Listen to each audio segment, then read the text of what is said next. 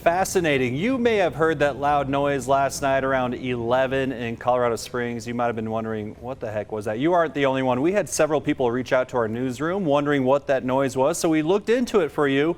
Officials with Peterson Space Force Base say it was a B-1B Lancer aircraft performing a military exercise.